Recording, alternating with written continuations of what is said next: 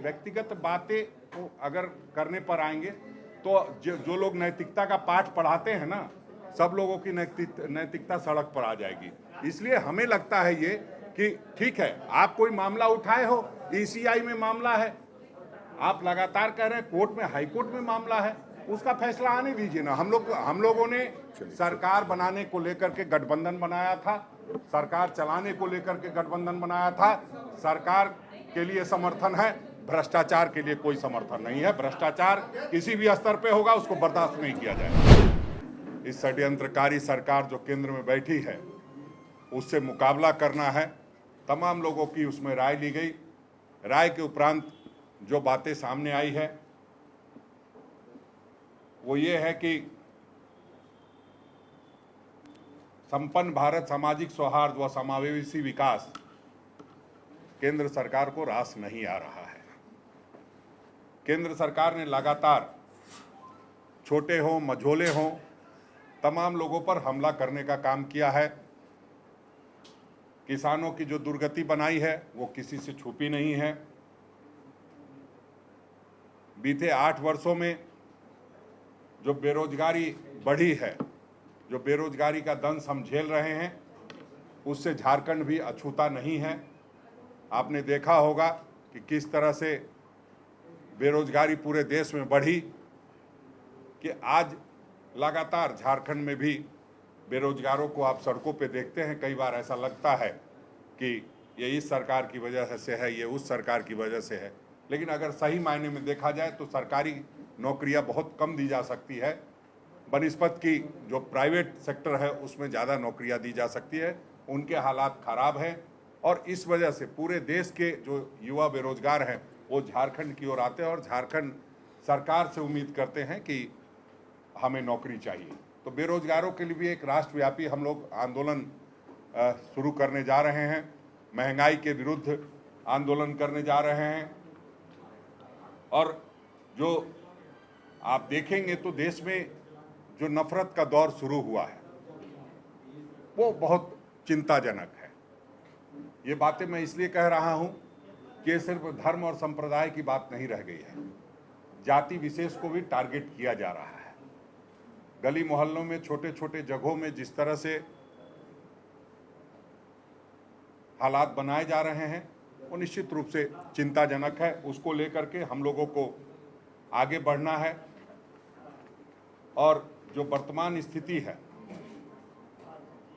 उसमें आदरणीय राहुल जी ने स्पष्ट तौर पे कहा है कि पूरे देश में अगर कोई विचारधारा की लड़ाई लड़ सकता है तो वो कांग्रेस पार्टी लड़ सकती है। जो सेकुलरिज्म की लड़ाई है, जो धर्मनिरपेक्षता की लड़ाई है, राष्ट्रीय एकता और अखंडता की को बचाए रखने के, अक्षुण्ण रखने की लड़ाई है, उसको कांग्रेस पार्टी ही लड़ सकती है। और उस संदर्भ में सभी लोगों को कांग्रेस के साथ आना चाहिए, चाहे वो क्षेत्रीय दल है, उनको भी जिनको ये पसंद है कि विचारधारा गॉडसे की विचारधारा के साथ रहना है या गांधी की विचारधारा के साथ रहना है। जिनको गांधी की विचारधारा के साथ रहना है, निश्चित रूप से गांधी थॉट्स पे चलने वाले हम लोग हैं और उसमें उन सभी लोगों का सहयोग मिलता रहा है, मिलता रहेगा। हम लोगों ने वहां तय किया कि जिस तरह से हालात बने हुए हैं उसमें भारत जोड़ो आंदोलन की शुरुआत की जाए, जिसका नेतृत्व आदरणीय राहुल गांधी जी करें।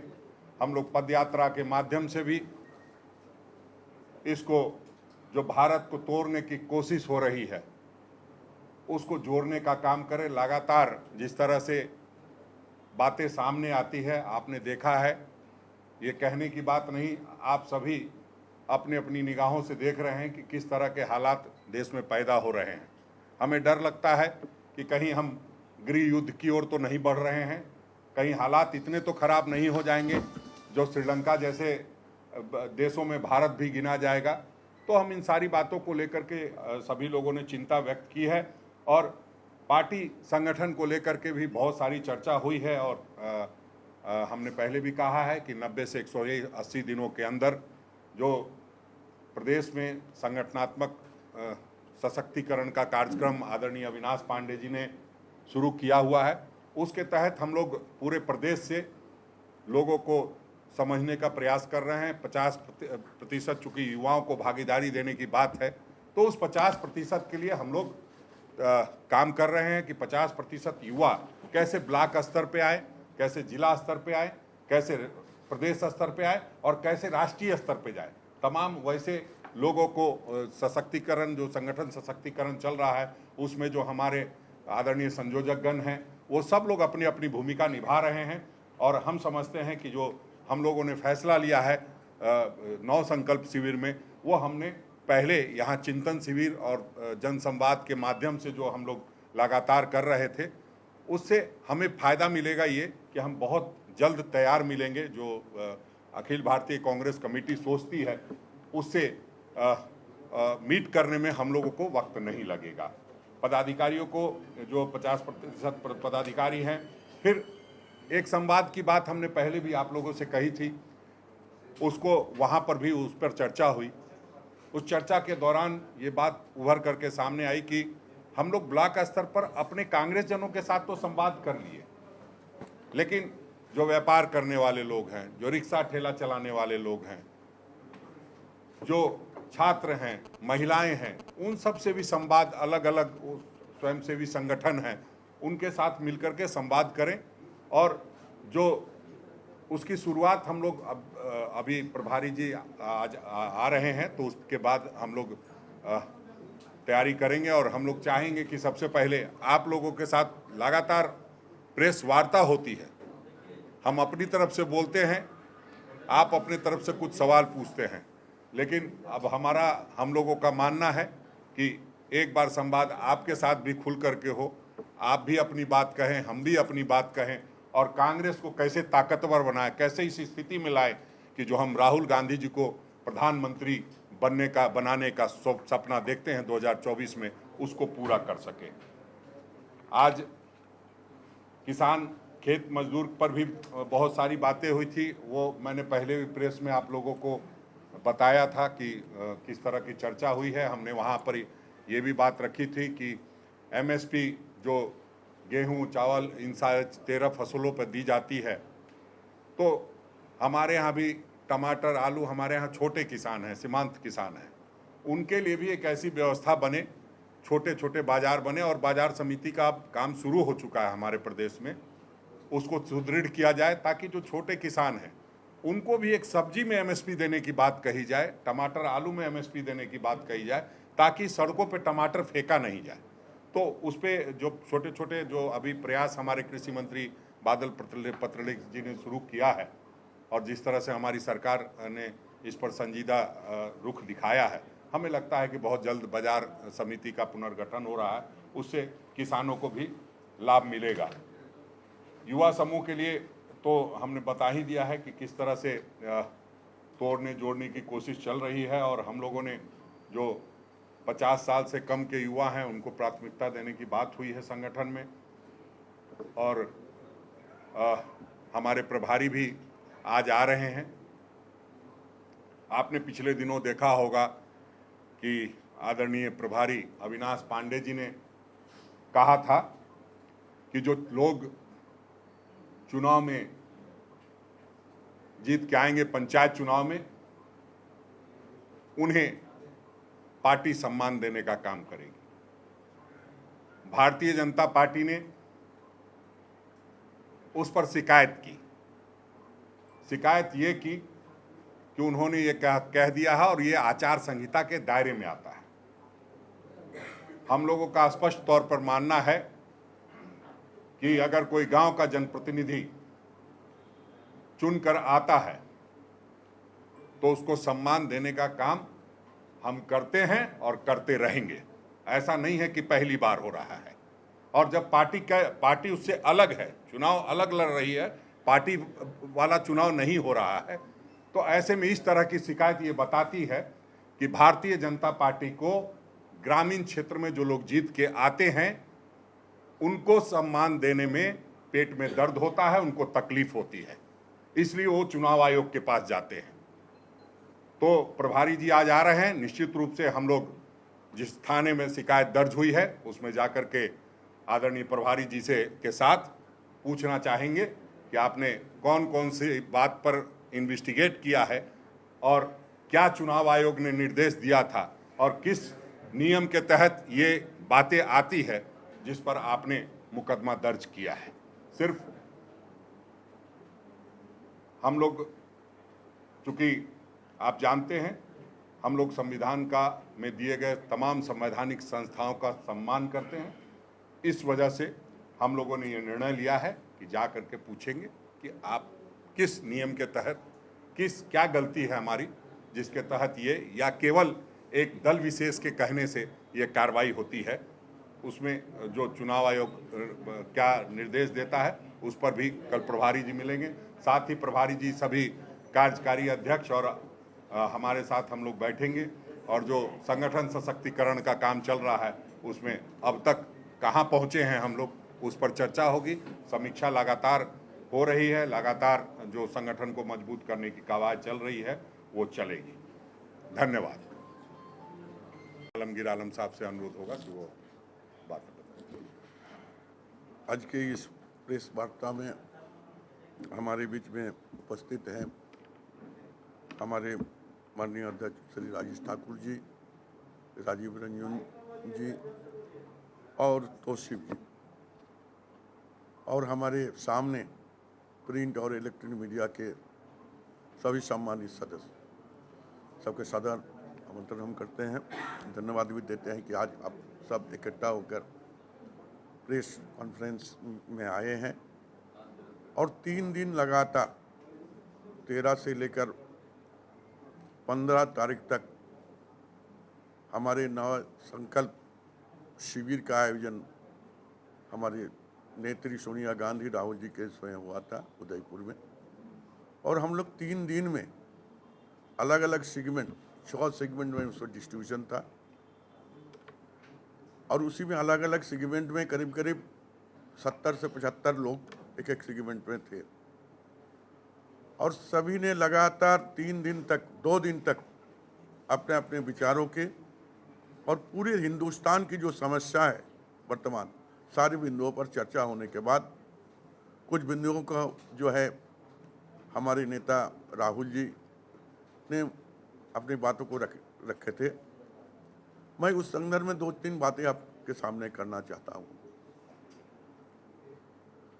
2014 में भारतीय जनता पार्टी का एंट्री जो हुई है, 2 लाख लोगों को रोजगार, 15 लाख लोगों को बैंक के खाता में सभी का जाएगा, हाँ, यही कहकर उनका एंट्री हुआ है। लेकिन आज वास्तव में 7 सालों में पूरे हिंदुस्तान के लोग को कितना रोजगारी मिला या नहीं मिला, आज युवा कहाँ है उसका चिंतन मंथन किया गया। आज जो गरीब हैं उनके लिए भी चिंतन मंथन किया गया। आज जो किसान है उसका भी चिंतन मंथन किया गया है। और हमारी एक विचारधारा लेकर इस देश को आज़ाद हम लोग दिलाए थे, कांग्रेस की जो विचारधारा है वो कांग्रेस की विचारधारा धीरे धीरे जो है भारतीय जनता पार्टी उसको दूसरी तरफ ट्विस्ट करके उसको गुमराह करना चाहते हैं आम जनता को।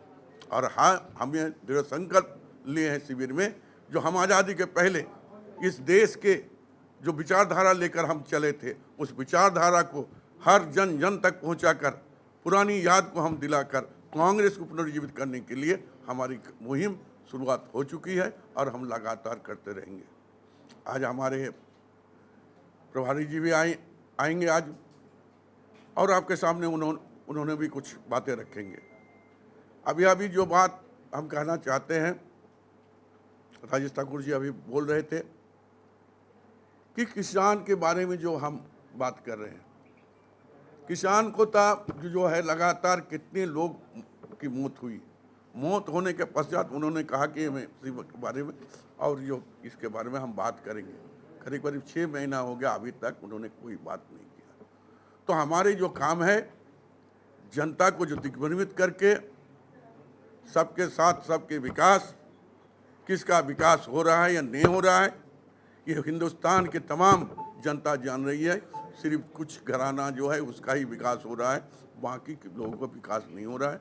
और हमारा एजेंडा है कि हमारी विचारधारा को हम जो जन जन तक पहुंचाकर कांग्रेस को आगे ले जाने के काम करेंगे। धन्यवाद। धन्यवाद। अभी सरकार जो चल रही है गठबंधन की सरकार, ये सरकार चुनाव के बाद गठबंधन नहीं बनी थी। ये 3.5 करोड़ जनता की अपेक्षा के अनुरूप ही ये गठबंधन की सरकार बनी थी और इसीलिए हमें विश्वास है ये सरकार 5 साल के कार्यकाल पूरी करेगी और जनता के बीच में जो वादा करके हम आए थे उसको हम पूरा करेंगे। जी,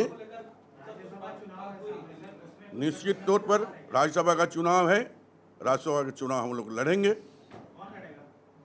गठबंधन लड़ेंगे। नहीं, देखिए, स्वाभाविक रूप से जब आदरणीय गुरुजी पिछले वर्ष गए थे तो स्वाभाविक रूप से इस बार कांग्रेस के प्रतिनिधि को हम भेजने की बात कहेंगे और बात करेंगे। गठबंधन में जो तय होगा, हम समझते हैं मुख्यमंत्री जी संजीदा व्यक्ति हैं, समझते हैं कि राष्ट्रीय परिप्रेक्ष्य में किसकी भूमिका क्या होनी चाहिए और राज्यसभा एक अहम जगह है। वहाँ अगर कोई कांग्रेस से जाता है, कांग्रेस की संख्या बढ़ती है तो निश्चित रूप से जो लड़ाई हम लड़ रहे हैं उसमें हम कामयाब होंगे। नहीं, वो तो हमारे यहाँ आप जानते हैं, पहले प्रदेश से नाम जाएंगे, उसके बाद वहाँ हमारे प्रभारी उस पर चिंतन मंथन करेंगे, चर्चा करेंगे। उसके बाद आप संगठन महासचिव केसी वेणुगोपाल जी हैं, उन तक बात जाएगी। तब जो है सारी बातें क्लियर होती है। जब आलाकमान हमारी राष्ट्रीय अध्यक्षा के पास नाम जाएगा तब वो तय होगा कि कौन लड़ेगा चुनाव। नहीं, देखिए, पहले तो प्रदेश में इस बात की चर्चा होगी। बहुत अभी वक्त है जिस पर हम लोग चर्चा करेंगे और जैसे ही चर्चा करेंगे, जिन भी नामों की चर्चा करेंगे, जिन नामों को भेजा जाएगा वो आप तक तो पहुंच ही जाएगा। आप लोग तो हाँ, बोलिए। आपको लगता है कि जब मुख्यमंत्री ने खदान लीज में लिया उसके बाद तमाम लोगों ने खदान लीज में ले लिया, अब तो हद हो गई कि परामू के डीसी ने भी अपने सास के नाम पर खदान ले लिया। ये आप लोगों को शर्मिंदगी नहीं महसूस होती? देखिए, ये सारी बातों जो है ना, हर एक आदमी का सोचने का अलग अलग एंगल होता है। आप अभी आप सीएम के बारे में बोले, माननीय मुख्यमंत्री हेमंत सोरेन जी के बारे में बोले। अगर आप सही दिल में नियम अगर देखकर आप देखें तो क्या ऑफिस प्रॉफिट ये है या नहीं है, इसका तहकीकात करनी चाहिए। आप बोल रहे हैं अनैतिकता की बात बोल रहे हैं, उसका तो पहले से था, सीएम बनने का पहले है। आप देखिए उठाकर। हाँ, सर, ये जो बोलते हैं पहले से था, एक बार बताइए, मुख्यमंत्री बनने के बाद अगर ऑफिस ऑफ प्रॉफिट नहीं आता है मामला, तो क्या कई तरह के व्यवसाय ऐसे, जैसे वो कह रहे हैं कि हमने कोई ऑपरेशन इसमें नहीं किया, माइंस ले लिया था, तो ये क्या सही है कि आप, चूंकि आप रसूख वाले व्यक्ति हैं, आप 4 तरह के आप लाइसेंस ले लें, जब आप मुख्यमंत्री ना रहें तो फिर आप व्यवसाय करें, तो ये तो अपने लाभ का मिसयूज करने का हुआ ना अपने पोस्ट। नहीं, पहले मुख्यमंत्री थे, वो जब मुख्यमंत्री नहीं थे तब का लिया हुआ था, तो उसका रिन्यूअल किया गया, ये सही है। लेकिन जैसे ही उनको ये पता चला कि नहीं ये गलत हो गया है, अभी हम मुख्यमंत्री पद पर और ऐसा नहीं हो सकता है, तो अगर नैतिकता की बात कहेंगे तो उस मामले में वो सही है। ऑफिस ऑफ प्रॉफिट की जो बात है उसमें ऑफिस ऑफ प्रॉफिट में ये आता है कि अगर आप किसी दूसरे सरकारी पद पर हैं और उसका लाभ ले रहे हैं या आपने कोई ऐसा सप्लाई किया है जो सरकार को किया है। हम लोग दिल्ली गए थे, निश्चित रूप से विस्तृत रूप से और सारी चीजों पर चर्चा हुई होगी। हाँ, बोल दिए। हाँ, स्पीकर कोर्ट में चल रहा है, स्पीकर कोर्ट में अभी बाबूलाल मरांडी का चल रहा है दंगल मामला। बीजेपी कह रही है कि बाबूलाल मरांडी के मामले में तो डेट पड़ रहा है, तारीख पर तारीख है, लेकिन प्रदीप यादव के मामले में वो तारीख कब आएगी? दोनों का होगा, बाबूलाल का सुनवाई हो रहा है, प्रदीप यादव का भी सुनवाई होगा। और ये जो है स्पीकर कोर्ट में है। और आप जानते हैं कि एक जो दल बदल मामला है, ये नई बात नहीं है झारखंड के लिए।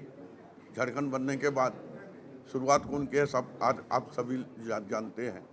वो तो 5 साल खुद भी जा रहा है, तो अब 2.5 साल है। और बाबूलाल जी का टाइम टू टाइम सुनवाई हो रहा है। प्रदीप यादव का भी सुनवाई नहीं, होगा। बाबूलाल जी एक ऐसे व्यक्ति हैं जिनके पिछले 5 वर्षों तक सुनवाई चलती रही कि उनके विधायक ले गया, भारतीय जनता पार्टी ले गई। वो पिछले 4 वर्षों तक उसमें परेशान रहे। अब फिर वो इस दंश को झेल रहे हैं कि जिस पार्टी ने उनके विधायकों को 6 विधायकों को लेकर के चली गई थी, आज उस पार्टी में जाने के लिए इतने व्याकुल हैं, फिर वो कोर्ट के चक्कर काट रहे हैं। उसमें हमारी कोई गलती नहीं है, उन्होंने जो किया है उसका वो भरेंगे। हाँ, चिंतन शिविर में झारखंड में जो वर्तमान में सरकार में जो चल रही है उसको लेकर क्या नहीं, देखिए, जब राष्ट्रीय स्तर पर ये चिंतन शिविर कांग्रेस पार्टी संगठन को लेकर था, सरकार को लेकर के चिंता नहीं करनी है। सरकार की चिंता संगठन यहाँ करेगी। यहाँ मंत्री लोग हैं, हम लोग सारे विधायक दल है, विधायक दल के नेता, हम लोग उस पर। और चिंतन किस बात का? सरकार को लेकर के सरकार बढ़िया काम कर रही है। सरकार जिन उद्देश्यों को लेकर के बनी थी उस पर काम हो रहा है लगातार। जो आप देख रहे हैं कि जन कल्याणकारी योजनाएं लागू हो रही है, और इसीलिए भारतीय जनता पार्टी के पेट में दर्द हो रहा है कि सरकार जो है एकदम अंतिम पायदान के व्यक्ति तक पहुंच गई है। इसलिए उनको डर लगता है कि और 2.5 वर्ष बचा है, बिल्कुल कहीं हम लोगों का सुपड़ा नहीं साफ हो जाए। इसलिए इस तरह का अस्थिरता का प्रपंच रच करके कहीं ना कहीं सरकार की जो योजना थी, जो विकास की गति थी, उसको कुंद करने का प्रयास किया जाए।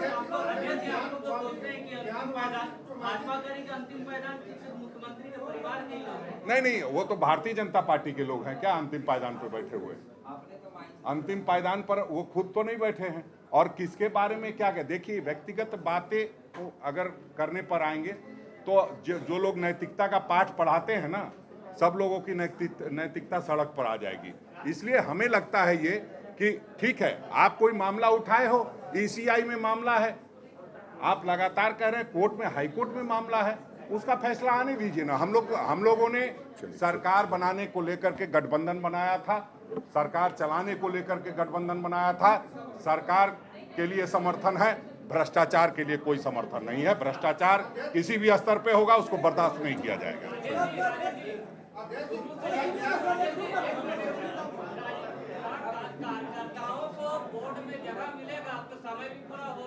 देखिए, अभी फिलहाल जो है इस तरह की बातें हो रही है, और जब समय आएगा तो दिया जाएगा।